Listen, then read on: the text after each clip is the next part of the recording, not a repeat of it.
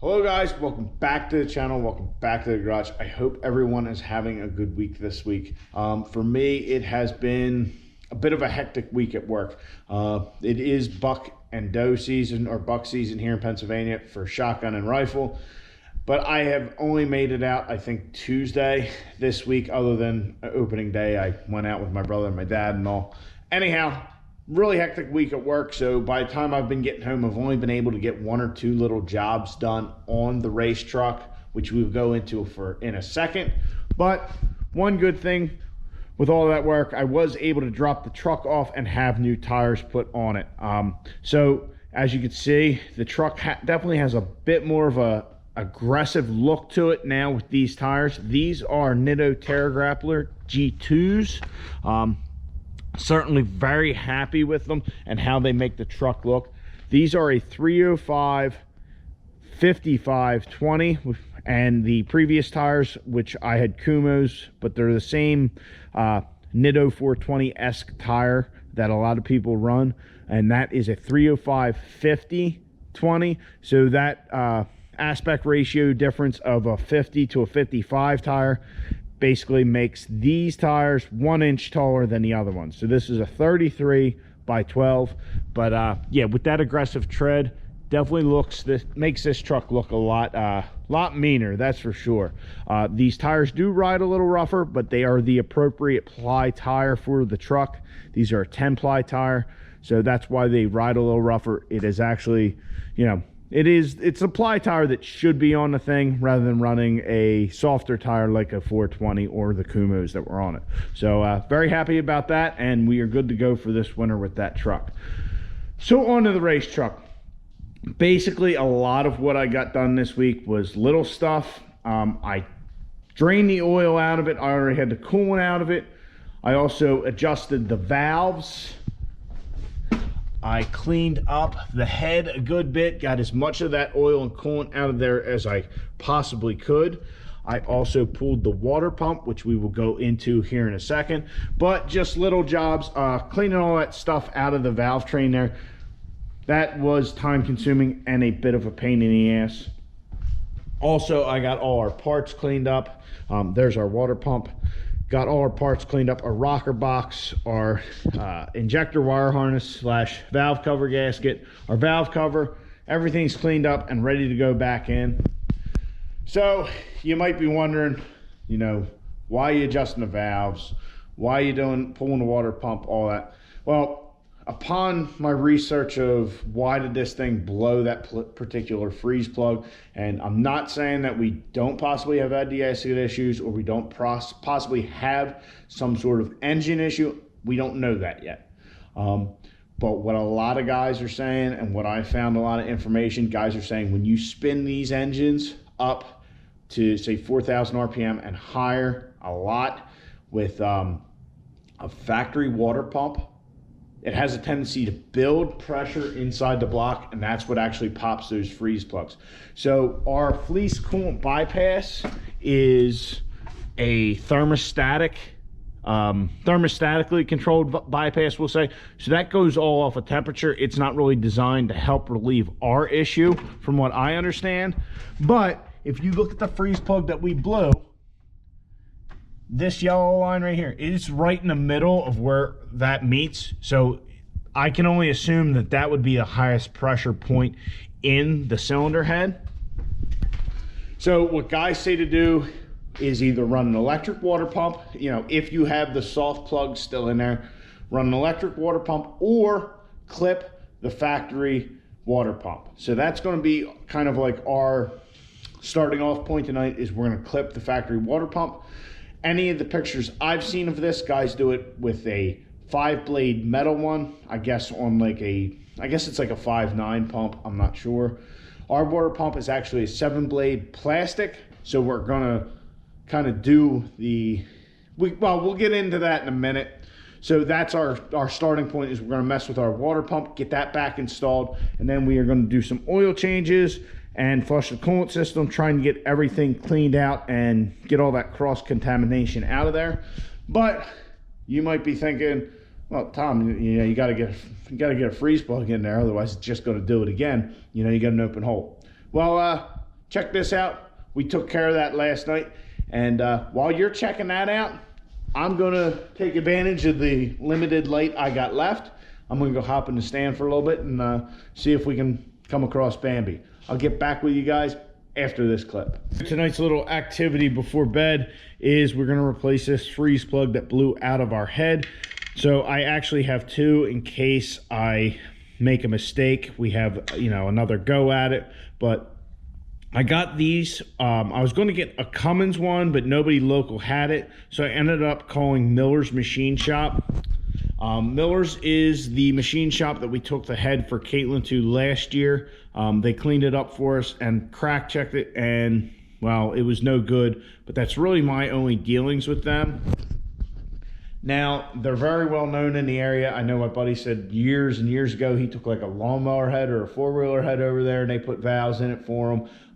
If you check out their Instagram, you know, they're always doing something, whether it be like a John Deere head and then a head for, you know, they might have like an LS block in there, and then a lot of diesel stuff.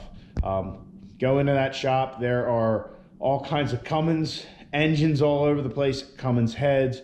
I think he had a Duramax engine he was working on, a couple Power Stroke things ready to go. He does it all. Actually, there was like an Engine Builder magazine he was on the cover of, but very nice work. I was talking to somebody else. I've never actually had anything machined by them, but I was talking to somebody at the track, and we were talking about, you know, just building engines and, you know, what we're going to do and different stuff. And he was saying, talking about using Miller's, and he had said that apparently a lot of places in the area know if it came from Miller's because the cleanliness of the machine, you know, of the product is so out of this world that you just know it came from there. Nobody gives you stuff back as clean as they do at Miller's. So definitely check them out if you're in, you know, somewhere near the southeastern Pennsylvania area, Maryland, Delaware, whatever, but check them out. Definitely a good source. I'd definitely recommend them, and you know, who knows, might end up using them for something down the road. But for now, thanks to them, we have some freeze plugs to put in the truck. Now, that being said, how are we gonna put the freeze plug in the truck? Well, I actually talked to Charlie there, and he gave me some pointers on how to do it. So what he said was, get like a socket that's just a hair bigger than the freeze plug, so we don't put the freeze plug in too far, but we certainly want the freeze plug in far enough. Now, as you can see, I have everything cleaned up pretty much as best I can. If you look at, oh, there's my scraper. If you look at the other freeze plugs, I had actually put some of this wicking grade Loctite. It's a thread locker, but this is, I just had this in the cabinet. Figured it'd be worth a shot to put in the other freeze plugs just to hopefully make it so they don't pop out, because I want to run the truck again. That's the plan, get it to the track. Let me get my other light. So as you can see here with our hole, and I don't know if you guys will be able to make it out, but there's a little bit of a chamfer on there before it gets flat for where this freeze plug seals. If you look at this one over here, you can see the chamfer. So that plug is actually recessed, oh, 1/8 or 3/16 into the head. That's exactly what we want to do here, and we want to get it in there and not push it too far, because you can go too far, but we want to go far enough. So like he said, a socket that's slightly bigger, so we'll get it, you know, just the right depth, and we'll actually bottom the socket out in the bore. For sealing the freeze plug, if you look online, there's a million different thoughts on this. And what we are going to use, we're actually going to be using this aviation gasket sealant. I was going to use Permatex #1, but I didn't actually have any here at the house. I thought I did. I have Permatex #2. So we're going to go ahead and install this freeze plug, and we'll allow this to set up for a night, and then we will get to using all that stuff to flush that engine out. So let's get to putting our freeze plug back in.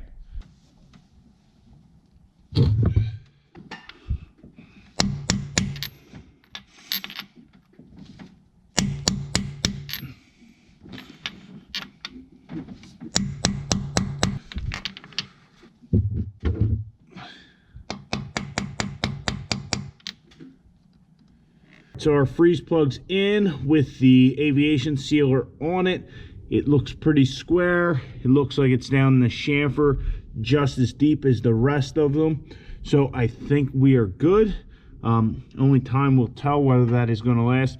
After this whole experience, it definitely is my opinion that if you're going to have the head off of a truck or put another head on like we did on the gray truck, while it's off, go ahead and either take it somewhere, or I know there's kits you can buy, go ahead and put in the threaded plugs. There's no reason to have those freeze plugs or soft plugs, whatever you want to call them. There's no reason to have those in there. So if you have a head off of a truck, I would just put it in there. I know I will do that from now on. And now that I see this, I wish I would have done it to this truck. Will it ever get to the point where it'll blow a freeze plug? Probably not, but it's just, while it's out, it's so easy to do. Why wouldn't you? So that's going to be it for tonight's little activity. I'll see you guys tomorrow. As you guys can see, with a little help from Miller's Machine Shop, we have a new freeze plug. We have it installed in the truck. And you might have seen earlier that it is already in there, right there where the arrow is. And if you see right now, we have some green on there because I did put some of that Loctite on there. When we get done messing with the water pump, we'll brush that up before we put our injector harness in and get ready to try and clean this thing out. But on to the water pump. So clipping the water pump, this is not something I made up. This is something through some research I came around. If you look on that Firepunk diesel discussion thing on the fuck book, there is something about it on there. I found a couple pictures of a steel pump, and basically with the steel pump, this steel pump is 5 blades. So what they would do is every other one, so it would end up being 2 of them. They just cut off the impeller part, so you'd have 2 next to each other and then a single. Ours is actually 7 blades, but we're going to do the same kind of concept. We're going to clip 1, 2, 3 of them. And I've actually practiced a little just to make sure these weren't like a hollow fin. I have the water pump from our industrial engine just to kind of try it out, try it for myself, see how I felt about it. So as you can tell, I smoothed this one completely out, and I just clipped these 2 here using these, I don't know if you call them end dikes or what, but these snips. Basically, I just grabbed a hold of that fin and squeeze.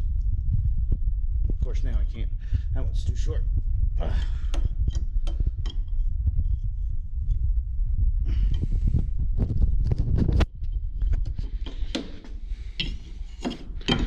I don't know why I'm doing that. I'll just do it on one of these big ones.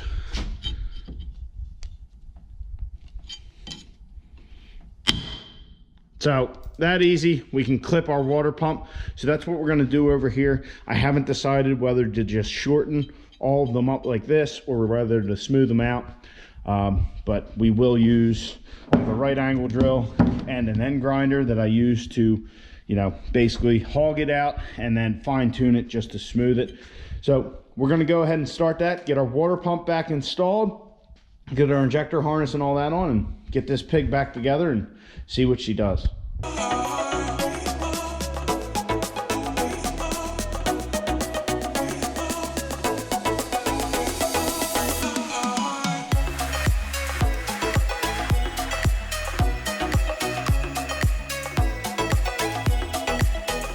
So there's our clipped 6.7 water pump. I know it looks a little odd with these 2 over here. I don't know how this is all going to work or even if it will. Worst comes to worst, it just won't pump coolant. We'll have to take a lot of time between runs. But yeah, I think it looks pretty good. I blended everything pretty well. Let's get this thing installed. We'll put a little RTV on there since I don't have a gasket, and get to reassembling this thing.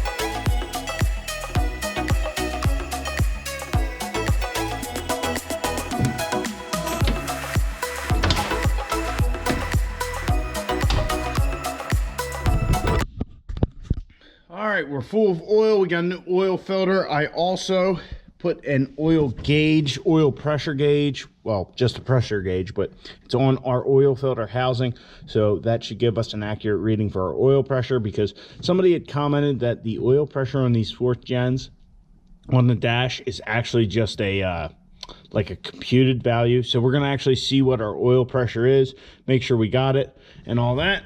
I'm going to leave the valve cover off for this, you know, first start or whatever, make sure everything's looking copacetic, sounds right and all that, and then we'll pull her out, maybe let her warm up a little and see what happens.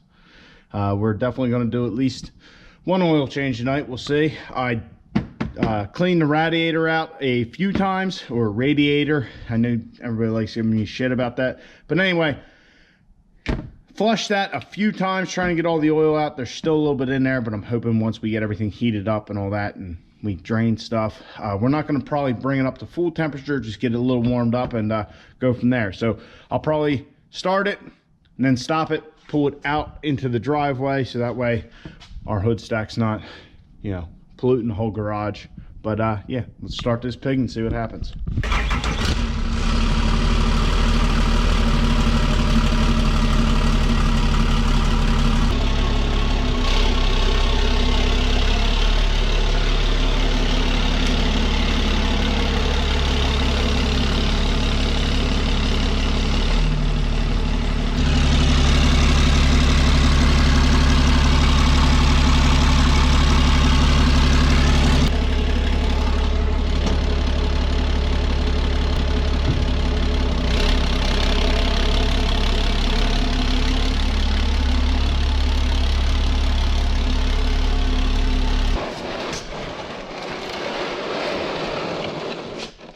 Well, we got our first oil change done.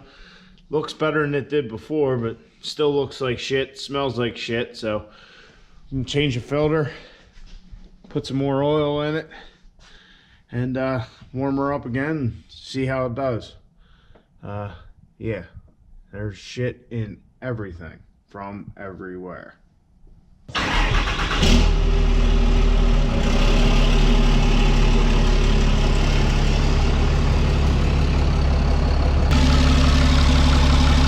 Certainly looking better than before. Steam coming off everywhere, but it's not hot.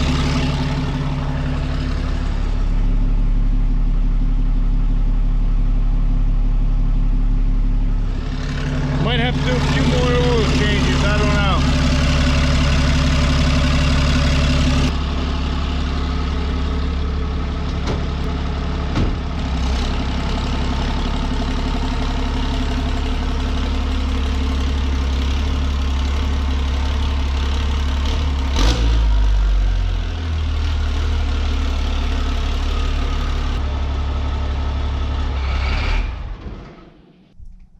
All right, so we let the truck warm up a bit.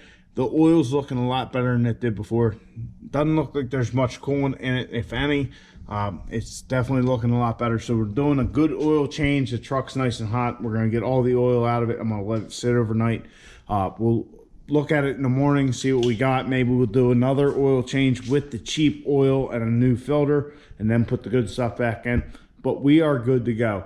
I think everything is out of where it shouldn't be. I think the radiator and the cooling system is flushed fairly well, but I'm not worried about that as much as I am the engine itself. But I think our oil situation is good. Got all the coolant out of there, and I think everything's good to go. So we should be able to hit the track up once again. So doing all this, I know a lot of you guys really didn't think that this should be done to begin with, but this is what we're doing. We're going to just go at it. I don't even know if we'll get back at the track again. I know they do have another test and tune coming up this weekend. They're planning on being open. I looked at the forecast, it's supposed to rain, so I don't know. But we're going to try and run the truck again. I want to get that 9. I really do, before we do this engine, which we will. And that's why I'm not really worried about it. I don't think anything's going to catastrophically fail because we're running it hard or anything. We're going to keep an eye on everything and all that. and just make sure it's not making any odd noises or acting weird. But I just want that 9. I want to get a 9-second pass out of this factory bottom end truck, because I don't know that anybody has done that with a 4th gen. I know multiple people have with a 3rd, but a 4th gen, I don't think anybody has. So anyway, guys, did a couple oil changes, modified a fucking water pump, adjusted some valves, did all kinds of shit, but I think the truck's ready to roll. Just do another oil change, fill the radiator up with some actual coolant rather than water, and I think we're ready to hit the track again. So I hope you guys enjoyed. Subscribe to the channel, like the video. I'll catch you guys in the next one. Get out in your garage, get the wrenching on your truck.